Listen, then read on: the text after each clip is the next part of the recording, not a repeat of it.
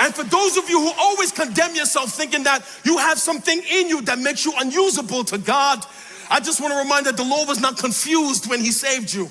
He saw your mental issues when he saved you. He saw your emotional issues when he saved you. He saw everything you were struggling when he saved you, and yet he sees the person you will become.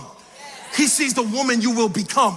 He sees the man you will become. And so he's able to use those who have issues as long as they are obedient, they're ready to obey. They are available, they're present to be used by God. The last couple of days, I gave my feedback on some Easter Sunday services that I saw that I felt could have just stuck to the Word of God. Well, I came across this video of Philip Anthony Mitchell, and I happened to listen to his sermon that he gave in one of his time slots on Easter Sunday service. And I want you to take a listen to some of the clips that I've chosen for you because I want to inspire you. I want to encourage you. Now, that first clip I just played, it was definitely inspiring. You need to know that God has chosen you just like he chose Moses. And it doesn't matter what you've done. It doesn't matter what you look like. You still are chosen by God. And you are still here to do the work of the Lord. I want to give you another inspirational clip that I think might even resonate a little bit more. So grab you a box of Kleenex if you need some. Just know that I already cried. No. I'm joking. I did not cry, but I definitely felt this particular message and I wanted you to listen to it too. So why don't you go ahead and do me a favor? Hit the like button so other people can get the message too and subscribe to the channel. Now let's go. That is, your issues does not exonerate you from the commission. So it doesn't matter if you're a teenager or a senior citizen. It doesn't matter if you've been in the kingdom for 20 years or in the kingdom for 2 months. It doesn't matter if you think you're strong or if you think you're weak. Where Jesus is going next, nobody gets a pass from where he's going next. He did not excuse the men who had doubt, just like he excuses none of us under the sound of my voice. Where he's going next with the charge is for every brother and for every sister. Now he says to them, all authority in heaven and earth has been given to me. I love the fact that the Lord said that because he's no longer the man of sorrows. Nah, that season is over. He's no longer the man afflicted by God. No, that season is over. He's no longer the man who's walking around because of the kenosis who had emptied himself. Nah, that season is over. Nah, he has died. He has resurrected. He has conquered death, hell, and the grave. And now because he was raised from the dead in obedience, he has been given by the Father, watch the word, all authority. I like this part. This is my favorite part too. I get to introduce you to Courgine Hair, a brand that I founded and owned since 2020. We have great hair care products for natural hair. So if you're looking for something that's not going to strip your hair, that's going to promote hair growth, it's going to keep your hair moisturized with not a lot of buildup, and maintain some of that frizz, make sure you shop at CourgineHair.com. It's Black owned, woman owned, and even more importantly, it's Christian owned. Pay attention to the text. If Jesus has all authority, A-L-L, that means nobody has any.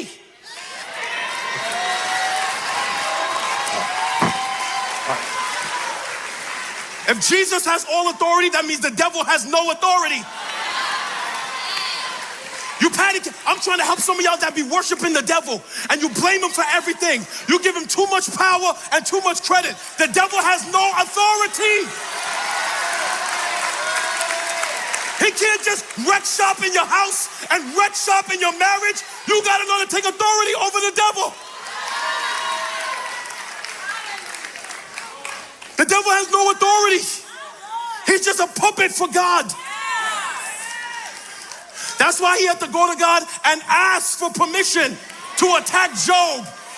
The only people that ask for permission are people under authority.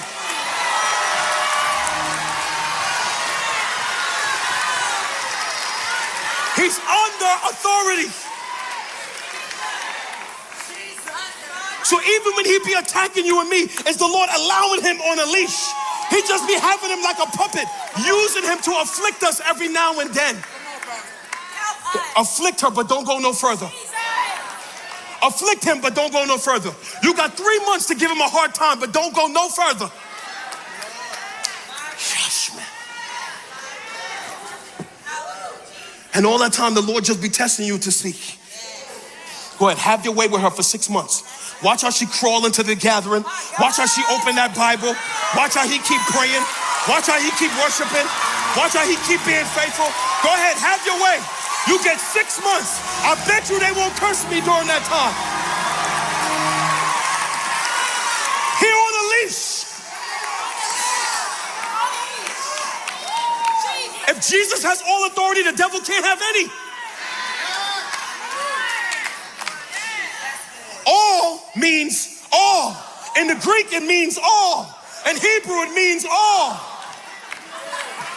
In Aramaic, all is all. So we should stop fantasizing over Satan. For if you're in the perfect will of God, you may be under attack, but he has no authority over you. You may be dealing with warfare, but he has no authority over you. When the Lord is ready, he can shut all that down. I wanted to play this clip because I noticed there are a lot of people giving too much credit to the enemy. People are giving credit to ancestors. They're giving credit to the Alabubus and Babas, witches and warlocks. They're creating shrines and pagan things and all of this in order to give credit to something. And these are people who claim they're believers. People who claim that they read the Bible, that they know the God of Abraham, Isaac, and Jacob. Those people. And they are giving too much credit to something that don't deserve credit at all. When God says stop, everything will stop. When God says go, everything will go. Red light, green light, yellow light, even if he wanted to go slow. That's how much power God has. So why is it that we are giving so much credit to the enemy every time we go through something, every time something happens? Why are we breaking down and falling into depression and acting as if God can't do what he did for the Israelites? Acting as if God can't do what he did for Job. We acting as if God can't do what he did for David. Ruth, the woman with the issue of blood, the blind man. We're acting as if God can't do any of these things when it tells us in his word that he has done all of this. And yet and still, as soon as we feel attacked, because sometimes it ain't always the enemy, or if we are attacked, you know what we do? We give in so easily instead of going to our word, instead of turning to the Lord and worshiping and praising him and letting him know, I'm like Job. Though you slay me, yet will I trust you. I'm going to trust you in spite of, because I know what you can do. I know that God can turn things around for you in a snap of a finger, in the blink of an eye, faster than that.